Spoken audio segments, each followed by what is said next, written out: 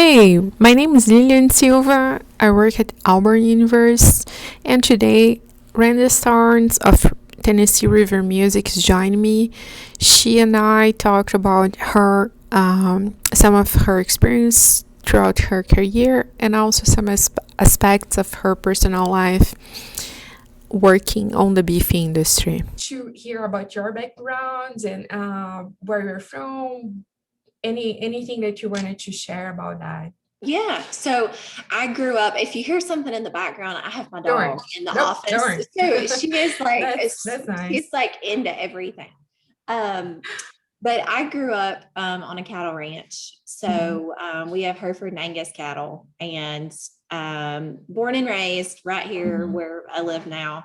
And around age 10, I started showing cattle through 4-H and FFA. And I showed for about 12 years and went all over the country, showed Hereford cattle until I was about 21. So, um, awesome experience, awesome way to grow up. Sis, she's a border collie, so she is like I saw her on the back. yeah, she's A little ghost. That's um, fine. but that growing up in it, I always had a passion for agriculture, especially animal agriculture. And so I knew that's where my heart was, and I knew I wanted to do something, within that industry. So decided to go to Auburn, pursue animal science. And I was animal science pre-vet, was my undergrad.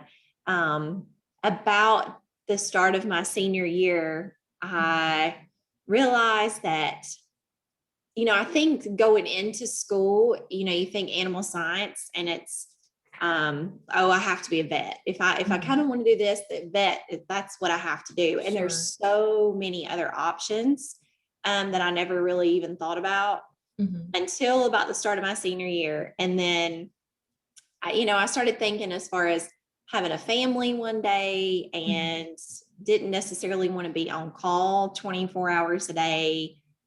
I like taking care of my animals, but not sure I would want to leave my kids on Christmas to go pull a calf somewhere. So those are things I just started really thinking about kind of as I got towards the end of school. So I also met my husband, met back up with him, I guess. We both grew up showing cattle together in Alabama. Um, we kind of knew of each other, but had a lot of the same undergrad courses. And so we met back up, got engaged, stayed there at Auburn for grad school.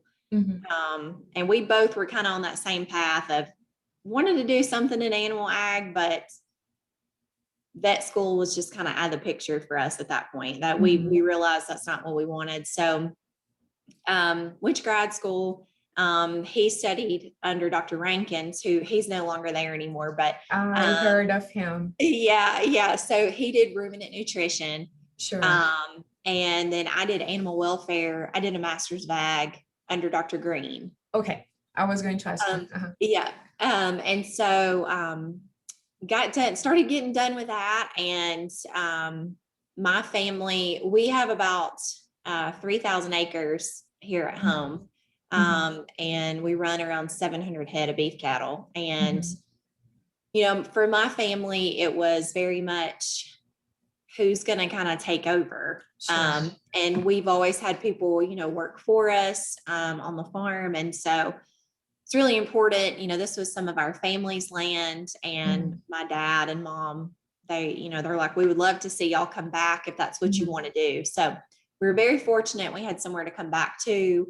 And so we took over running the farm, the whole operation right out of grad school. Let's see, what year was that? 2012. So we've been here that long now. And kind of took over and kind of lead the day-to-day operations here at the farm. So I was going to ask you about that, and you you interact with, I imagine that you interact with a lot of people from industry and also other producers around that area. And I was wondering if you saw changes regarding more women in leadership positions, or how if you saw, like, how did you see this through this time that you've been working on your career there? Yeah, absolutely.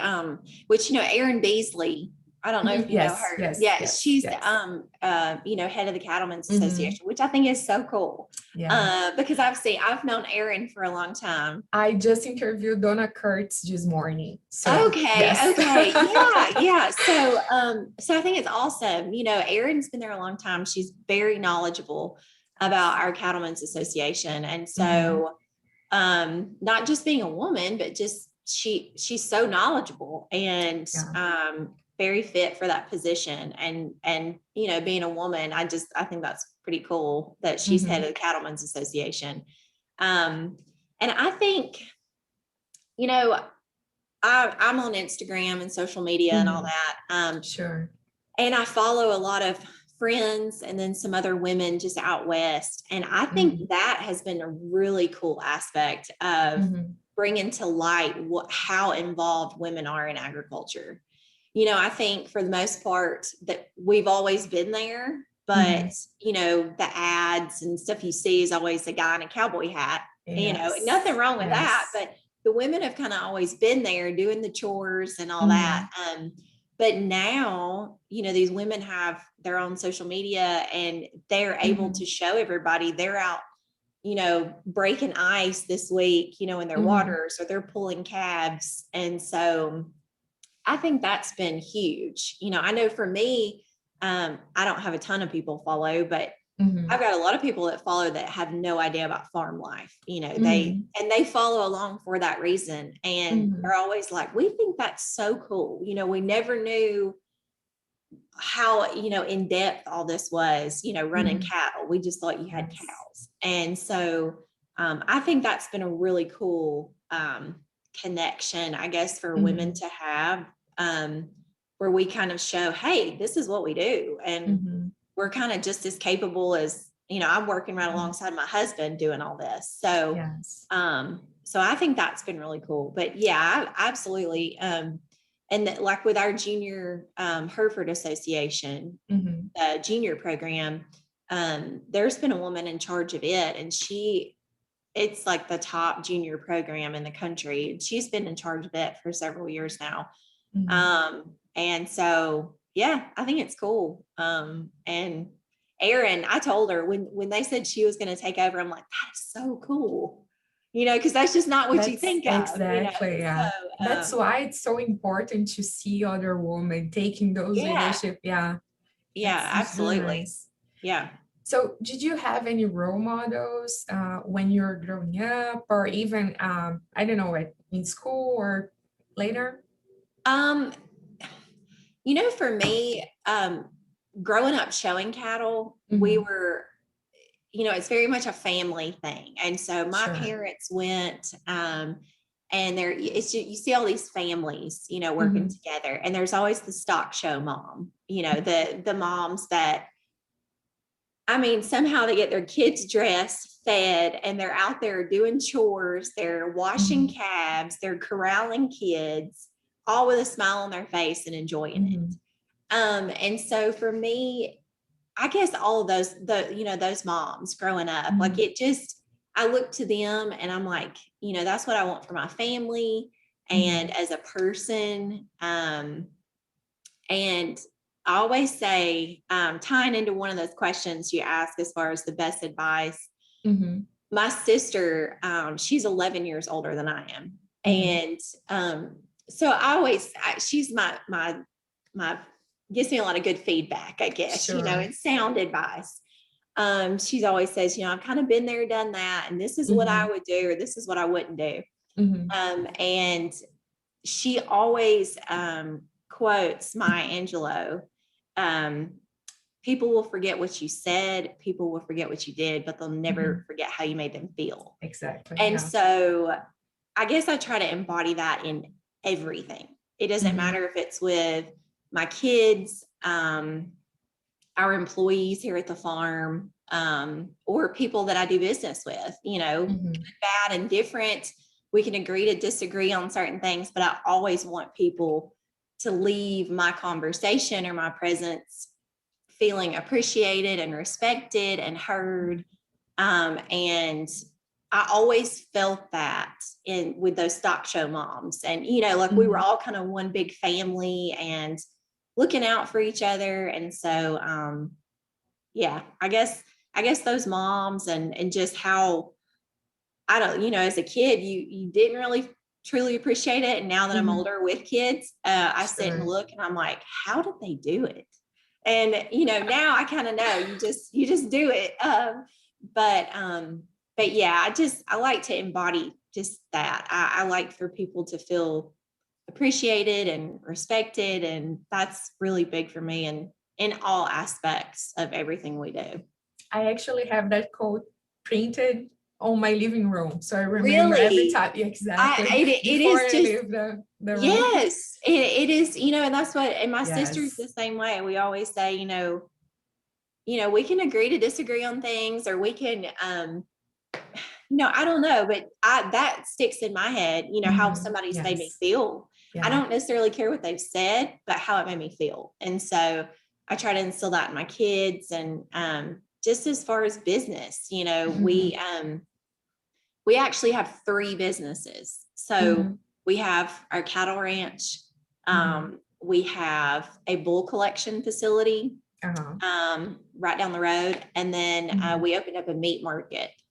So whether it's dealing with customers. Did you open up recently, or because I know some people start doing like selling direct to consumer over like the last year or so. Right. We opened ours up May of 2019. Oh, okay. So it's been almost 2 years. 2 years. Last year was crazy. It was I can imagine. crazy. We were selling out of ground beef. I mean, it was crazy. Yeah. People are really afraid that, like, I had a friend that she bought another freezer. So she could stock up. I know. I know. And it's the thing of, you really want to scare people, start messing with their food supply. Yes. And people are they're so comfortable with, they can run to the grocery store whenever they want it, and they don't have to worry about food. And people were really freaking out because they were going and there was no beef. And so it was interesting last year for sure. Yeah, we need to have a round table on that. On that, yes. Sometimes. So yes, it was crazy. Yes. Yeah. So Randa, what has been like your most rewarding experience so far? I would say 2 things, and they're kind of different. One being more on the business side of things, the other just a personal thing of, talking about being a mom. And, I guess I'm a working mom, yes, I work for myself, and we own our own farm, but we have the same. Yeah, we have 3 businesses. And so, that juggle, I always worried about that. Would I be able to do that? And I think that's one thing that women, as a woman, you face, that whole thing of, I want to have a family, but I'm working and I'm working towards goals. And can I devote enough time to my family and my husband? And so I finally kind of found that balance, I guess. And it's something that, I don't know, it's kind of difficult, but it's something, not that my husband, he's wonderful and he helps out, but I'm the mom, it's mom has to fix all the boo-boos, and mom, everybody comes to mama. So, and also I think sometimes we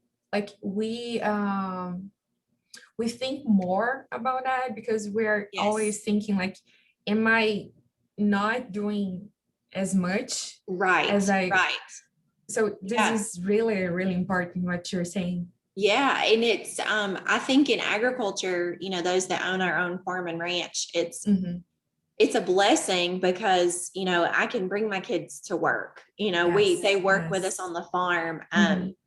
Our little girl's in school now. And so she goes to school, and then the other goes to like a pre-K. But so I have a little bit of time, to do office stuff. Sure. But so that's the beauty in being in agriculture, I guess. I can bring my kids with me and, work along beside them. But it's still just finding that balance of, work and within agriculture, we try to leave work at work, but it's very difficult because we live on the farm. And so, at night, my husband and I were sitting there talking about farm stuff, and, the kids are like, what are you talking about? So, and then I would say, business wise, one big thing for me, that I've been super proud of, and it's just not ever being afraid to try something new. And I know that sounds so cliche, but if you're really passionate about something and you're willing to work hard enough for it, my husband and I, we started 2 brand new businesses kind of that stemmed off of the farm. So the meat market being one of them. We kept having people come and talk to us, do you sell beefs? Do you, and so there's a lot of little loopholes you have to go through with that. So we finally got all that set up, and it was kind of a big leap, but we sat down and we're like, we think we can do this. And that was out of my comfort zone. I'm a worrier, I worry about things before they even happen. And so just truly telling yourself, don't ever be afraid to try something new, even if you fail. I told my husband that, we may fail at this, and I don't really care what people have to say, but I want to try it. And you don't ever know until you try something new. And then we opened up the bull collection facility 7 years ago, and kind of the same thing. We had never done anything like that, but we're willing to work hard enough and put in the time. And so we did that, and that's been very successful. So that's the lesson I've had to learn, because I'm very, it's easy to stay in your shell and not ever branch out. But you don't ever know till you try. And it's so cliche, but it's true. And and so just take that next step. If you fail, you failed trying something. So who cares what everybody else thinks? You learned, Exactly. Yeah. That's amazing. It's really important. So do you have any final message or a final consideration you'd like to say? I guess maybe kind of along those lines of just don't ever be afraid to fail. My husband always says, we may fail, but we're not going to fail standing still. We're going to keep moving forward. And, we learn something new every day on the farm. Every day presents its challenges. Every day looks different. Some days we're calving and it goes great. Some days it's not so great. And so you learn something new every day, good, bad, indifferent. And you have to take that, learn from it, and just keep moving forward. And don't ever be afraid to try something new. I came back to my family's farm. This is our 40th year in business. And it was very scary to present some of these ideas to my dad and some of the older, people that were working here. Sure. Because things had always been done the same way. And, if it ain't broke, don't try to fix it. But there were some new ways of doing things. And I wanted to try it. And so some have been great, some not so great, but I had to try it. And so, and they've been very appreciative of it. I was kind of afraid of saying, hey, could we maybe do this different? And I was afraid for no reason, because they're like, yeah, sure, let's do it. And, like I said, some have been, great ideas, and some, not so great. But we've learned from it and moved forward.